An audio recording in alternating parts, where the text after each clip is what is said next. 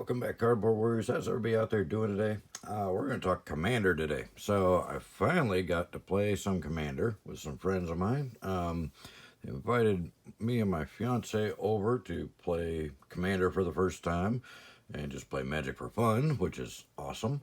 Nice to actually be able to play some tabletop Magic instead of just doing Friday Night Magic or tournaments. So anyways, I haven't played Commander before. That was my first time. So I didn't really know, I didn't have any Commander decks built or anything. Didn't really know what to build for a Commander deck or how it would function per se. So basically what I did was I had already sleeved up a 2020 Commander deck when I thought I was going to play Commander right before the pandemic and the shutdown and all that. That was just the 2020 Madness one. I don't know. Anyways, so I needed something for my fiance to play with. So I just kind of got on Google real quick the night before we went over to our friend's house and just kind of like, best Precon of 2021 or whatever. Best Precon Commander deck. And it seemed like quite a few people were talking about this Planar Portal deck from the D&D set. So I was like, all right, and I sleeved that up real quick for her to play. I didn't really check out the deck or anything. I really should have, because most every card in here's got a paragraph on it, and she's still learning how the cards function and stuff. So she had a lot of trouble piloting it because it's a pretty complex scenario. But so we were playing just precons, and my friends had all these expensive custom built, Avacyn decks and all this, custom built competitive Commander decks. When we were playing 5 people, so there's 3 competitive decks and then our 2 precons, and yeah, they were taking it easy on us because it was our first time and everything. But still, this deck with my fiance piloting it and being partially lost the whole time, still ended up winning the first game. I was like, wow. And then she decided it was way too complex for her, and they just had a zombie deck that was basically just zombie lords and zombies, pump out zombies. So she ended up using that one in the second game, and I went ahead and piloted this one because I loved what I was seeing from it, and I ended up winning the second game no problem too. So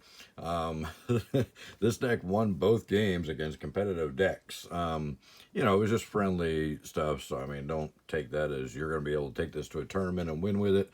But I wanted to kind of go over what happened and what I like and don't like about the deck and what I plan to upgrade, because I am going to upgrade this deck because it's so good. It's it's already a great concept. I'm just going to expand on it a little bit and take out some of the bulk garbage that wasn't doing any good, and some of the stuff that I think was weird that they put in here. So anyways, your commander is Prosper Tomebound. This guy here, I did open this deck on the channel, so if you want to see every card in here gone over one at a time, go ahead, check out that one. It's a Planar Portal, Commander AFR, Adventures in the Forgotten Realms. Anyway, this is your commander. They give you a second commander, the Karazakar, as well. He doesn't really fit the deck as much. He's a cool commander card because of the multi-opponent bonus and goading your opponents to attack each other and stuff like that. But he never actually came into play for either of us. But this guy, he came into play a lot. This is this is a really good commander for this deck. He's a Death Touch 1/4 for 4. At the beginning of your end step, exile the top card of your library. Until the end of your next turn, you may play that card. And then also, whenever you play a card from exile, create a treasure token. That is huge. I didn't think that would be so big, but that is actually huge. And we're going to talk about why in a minute here. And I'm going to talk about what I want to upgrade in the deck to take more advantage of that. So anyways, that's your commander. So what ended up happening was my fiance ended up getting, in her opening hand, she probably got the best opening hand possible. She ended up getting Theater of Horrors, a Soul Ring, a Mind Stone, all in her opening hand, and then also, where's the guy? This guy. All right. I didn't have them organized. All right, so these were some of the cards plus basic lands that were in her opening hand. So she was able to drop the Soul Ring and then use the Soul Ring to drop the Mind Stone on her opening hand. So turn 2, she had, what, 5 mana? Yeah, 5 mana.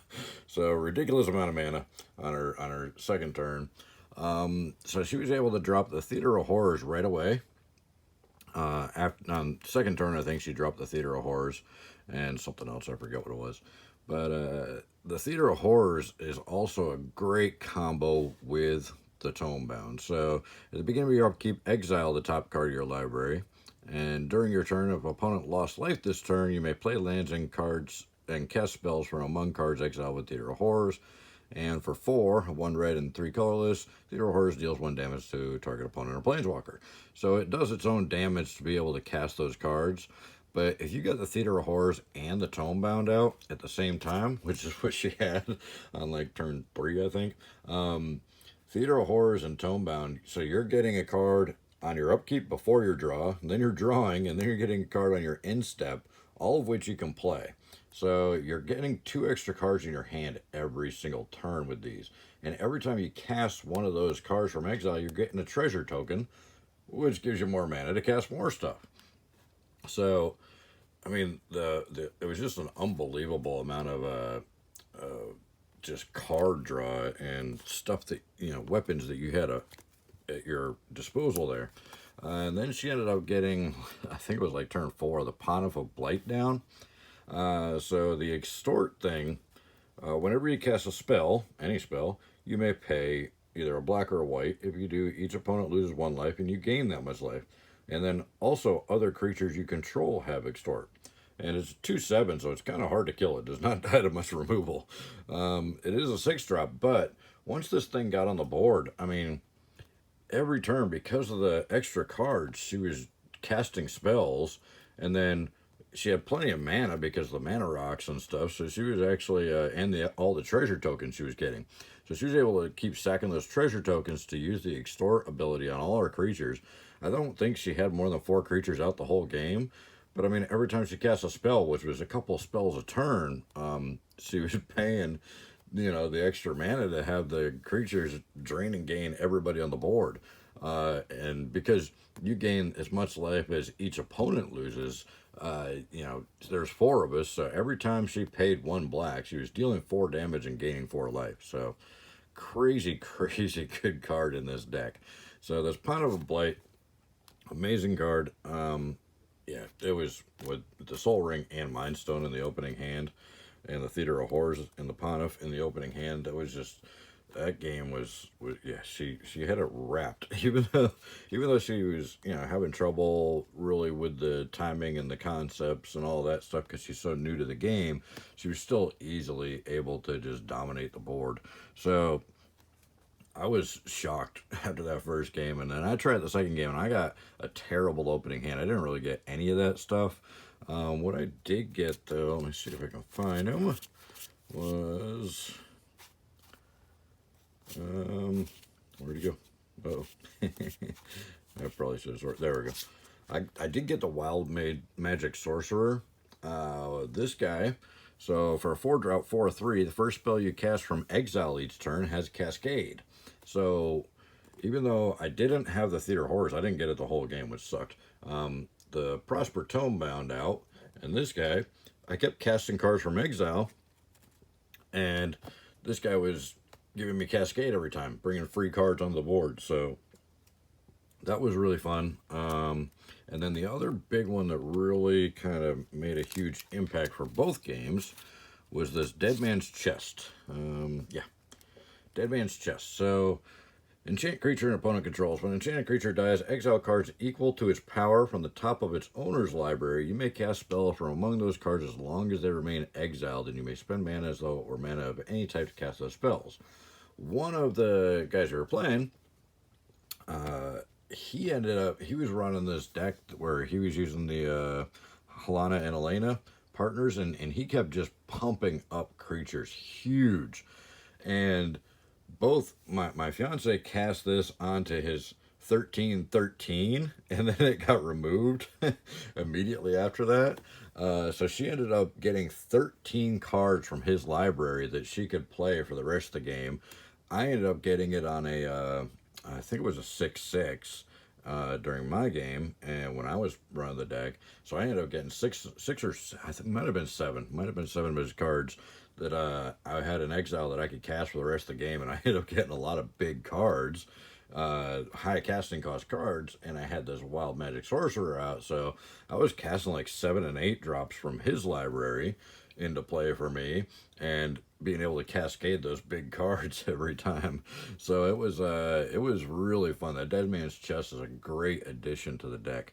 So that's kind of what happened with the gameplay. Now I just kind of want to go over the stuff that I'm going to keep in the deck, or at least temporarily, and then stuff that I'm probably going to get rid of, and then stuff that's in the maybe pile. And I want to hear from you guys in the comments what you would do about the maybe pile, if you would keep them or get rid of them, and what do you think as far as strategy for upgrading this deck, and if you have this deck and have upgraded it.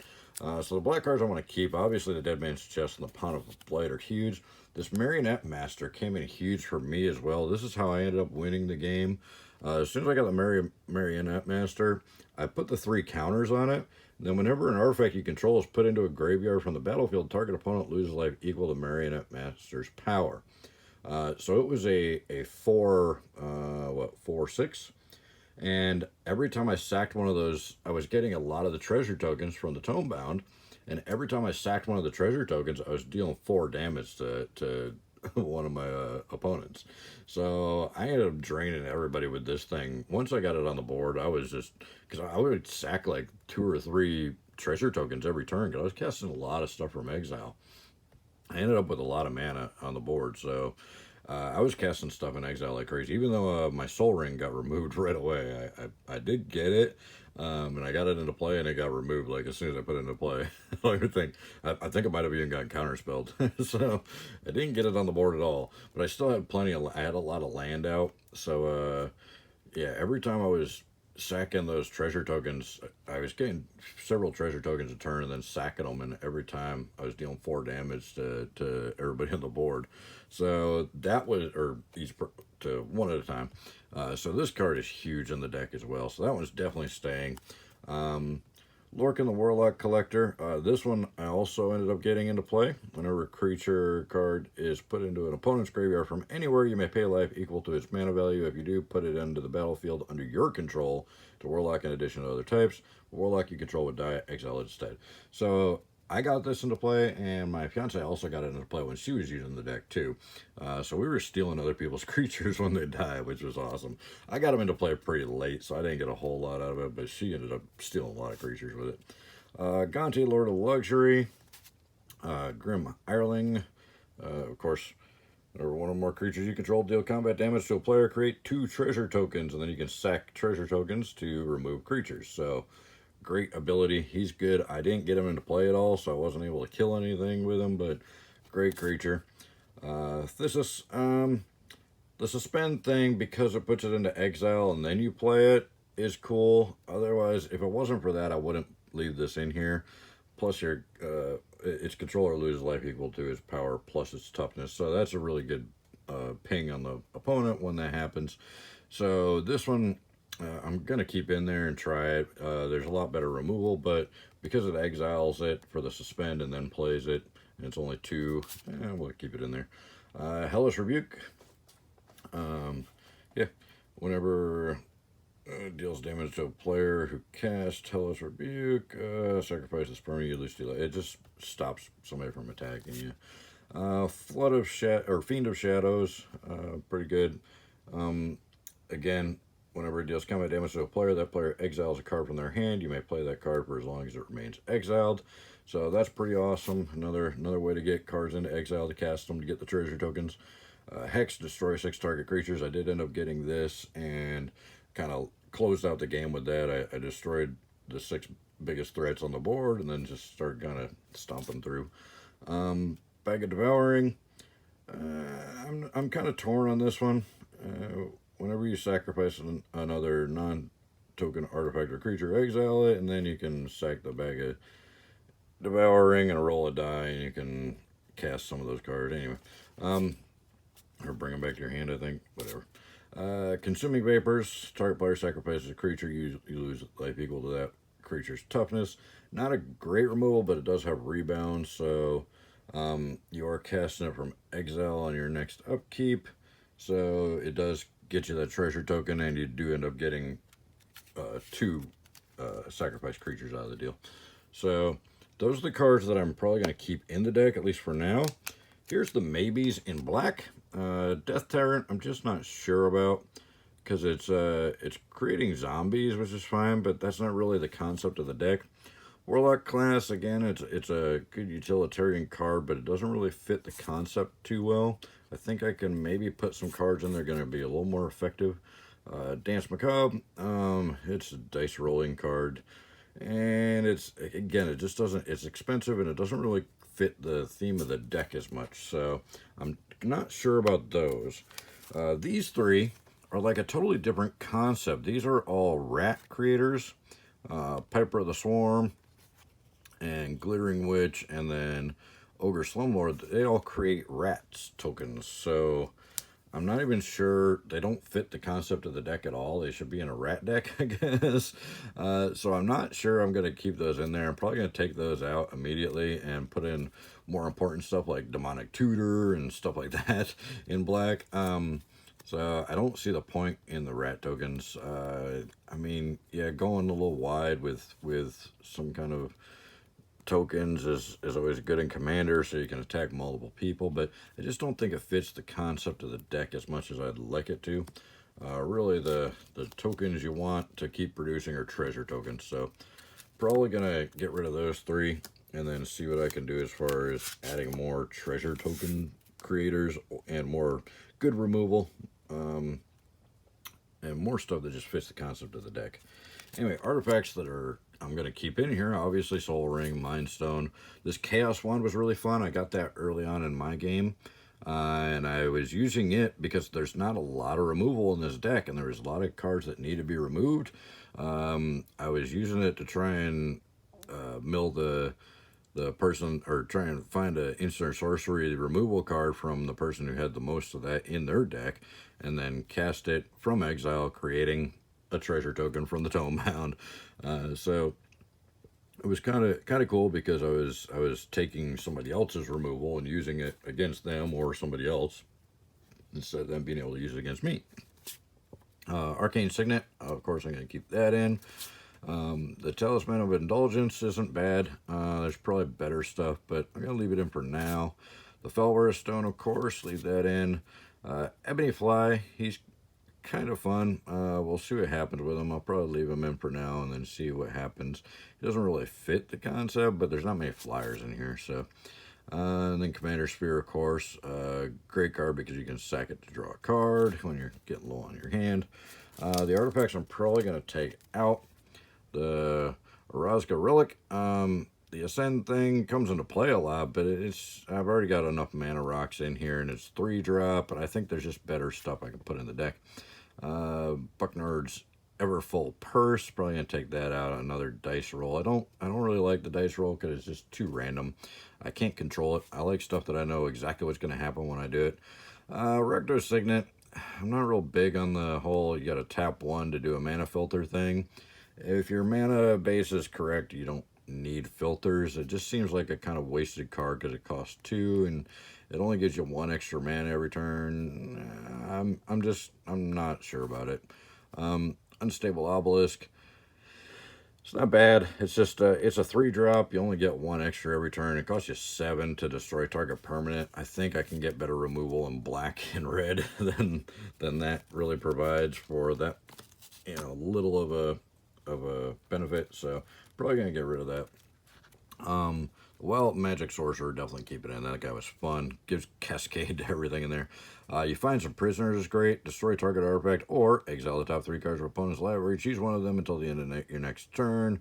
You may play that card and you may spend mana over any color, cast it. So again, get more cards in exile that you can cast. Great card. I love this card. I actually put this in the sideboard of my mono red modern deck because not only can you destroy an artifact, but you can also get 3 more cards in your hand from an opponent's library. So, great card. Light up the stage, of course, one of my favorites in red. Exile the top 2. You just get you 2 more cards in your hand, and they're exiled, so you can create more treasure tokens with the Tomebound. Communicate with lava, or commune with lava, same thing. Exile the top X cards of your library until the end of your next turn. You may play those cards. Ignite the future, same thing. Exile the top 3 cards of your library until your next turn. You may play those cards, and it's got flashback as well. So when you flash it back for the 8, you can play those cards without paying their mana cost, which is awesome. Gives you all the cards for free, so you get a lot more treasure tokens. Apex of Power, again, it's a 10 drop, but exile the top 7 cards of your library until the end of your next turn. You may cast spells from among them. If the spell is cast from your hand, you add 10 mana of any one color. So you actually get the 10 red mana back, or black if you want it. So you actually get the 10 mana back if you cast it from your hand. So even though it's really expensive, Commander games tend to go a little bit longer, so you end up getting a lot of mana. Plus, we got a lot of mana rocks, so I'm going to leave that in there, see how it does. Dire Fleet Daredevil lets you exile a target instant or sorcery from an opponent's graveyard and use it. Is it Chemister? Again, exile target instant or sorcery card from your graveyard, and then you can sacrifice them to cast that card. Primal Storm, whenever it attacks, exile the top card of each player's library. You may cast a number of spells from among those cards without paying their mana costs. Awesome card for this deck. Dark Dweller Oracle, exile the top card of your library. You may pay that card this turn.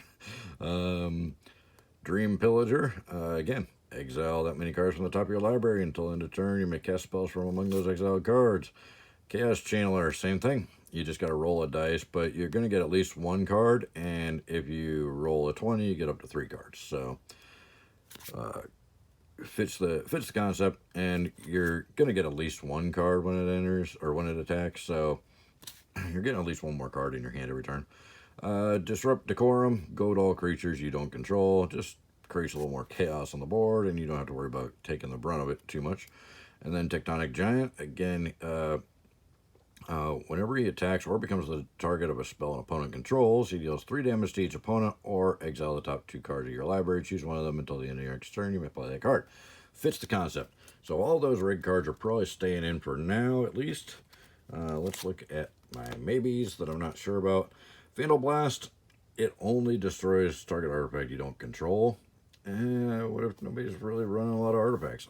It's just a wasted card in there. I prefer stuff like find some prisoners that destroy an artifact or do something else. I'm probably going to replace this with the one from, oh god, what is it? Strixhaven, I think. The red 1-drop, destroy target artifact or target creature gets +2/+2 until end of turn. Probably going to replace with that. Fiend Lash, equipped creature gets +2/+0 and has reach. Whenever equipped creature is dealt damage, it deals damage equal to its power to target player or planeswalker. This is a really cool card for a different deck I'm building, based around the Caprador, but not so good for this one, I don't think. Throws a Chaos. It's got the Cascade and the Retrace, but that's really probably all it does. The Cascade is cool because it does exile them, and you do have the Retrace. I'm kind of on the fence about that one. This is the maybe pile. I might end up keeping that one in there just because now that I look at it again, having the Cascade, which does cast it from exile, so you get the treasure token off the Tomebound and the Retrace, so you can get it to do it again. It's pretty cool. Reckless Endeavor, again, it's a dice roll thing. I think there's just better removal that's more consistent. The one good thing about it is you create treasure tokens equal to the secondary result from rolling the 2 d12s. So, but I mean, then you got to carry d12s and d10s and all that around these. Plus, it's a 7-drop. I think I can probably find something more effective. So that's the maybe pile. The stuff I'm definitely taking out to do upgrades right away is a Shiny Impetus. Whenever an enchanted creature attacks, you create a treasure token, but you're gonna want to. Its enchanted creature gets +2/+2 and is goaded, so it attacks every combat, and so you're gonna put this on somebody else's creature. You do get the treasure tokens, but it's just, I don't know. I don't like relying on something that you have to put on somebody else's stuff to be effective and then hope that they use it correctly and don't just sack it right away. Loyal Apprentice, it's okay. It creates a little flyer, but I just don't think it fits in with the, it's a good card, just doesn't really fit in with the concept of the deck. Share the spoils, you gotta, I don't know. It's okay. It fits the concept, but I just don't think it's that powerful. Chaos Warp. Again, it's just not. It's not the best. Not the best removal. I think I can find better removal, so I'm probably gonna take those cards out. For lands, for non-basic lands, the Spine Rock Knoll, really cool because you can exile a card when it comes into play. Command Tower is great, of course. Exotic Archer's great. Bajuka Bog. You get to get rid of somebody's graveyard if they're reanimating stuff. Foreboding Ruins, Smoldering Marsh, Seraphim Voids, okay. Mortuary Mire, you can put a target creature card from your graveyard on top of your library. That one's really good. Tainted Peak, just another dual land. Carnarium's okay. I don't like the fact that it's, I mean, it's okay because you do get 2 mana, but you've got to return a land and then play it next turn. It's not the fastest thing in the world. Underdark Rift, you get to, it's gets rid of something if you need to. It's okay. I'm gonna take out the Shadow Blood Ridge for sure because again, it's just you got to tap a land to tap this to get 2. So you're tapping 2 lands to get 2 mana. It seems pointless to me. I don't get those type of cards.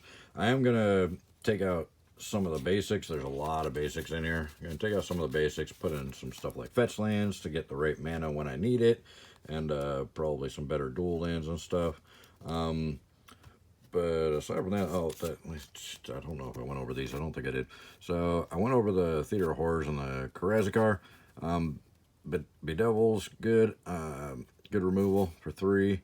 Fevered Suspicion's pretty good because it's in concept. It's pretty expensive, but it's in concept and you get the rebound. Hurl Through Hell works great. Exile target creature until the end of your next turn. You may cast that card and you may spend mana over any color to cast that spell. Great removal because you can actually steal the creature. So, and it casts it from exile, which triggers the Tomebound. So you get the extra token. Bituminous Blast here. It's a removal spell. 4 damage to target creature, which is not that great for 5 mana, but it's got Cascade, so you get a free card out of it. Rakdos Charm, great card for this deck. I'm going to leave that one in there. And Terminate, of course, great dual color removal spell. So there you have it. Those are all going to stay, at least for now. Let me know what you would do in the comments below. I know this is a bit of a long video. Check out the description below. A lot of good links in there. Save you money, get you cash back on your purchases. Let me know what you would do to upgrade this, what you would change out. If there's anything I'm taking out that you would leave in, let me know why. If there's anything that I'm leaving in that you would take out, let me know why. And yeah, I'd love to hear from you guys in the comments. What do you think of this deck? I think it's very surprising for a Precon how well it actually did against competitive decks. So thank you guys so much for watching. I really appreciate it, and hopefully we'll see you in the next one. Bye.